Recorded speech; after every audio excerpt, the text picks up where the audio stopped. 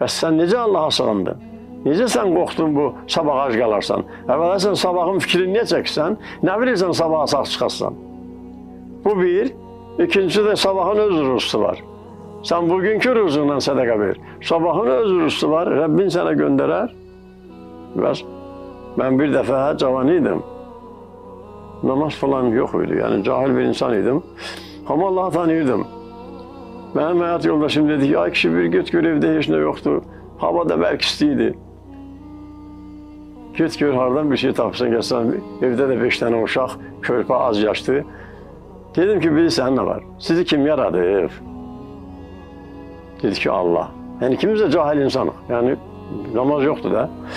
Dedim ki, gidin Allah'tan istəyində orucunuz. Mən gedirəm yatmağa. İstidir, hara çıxın bu istidə çölə.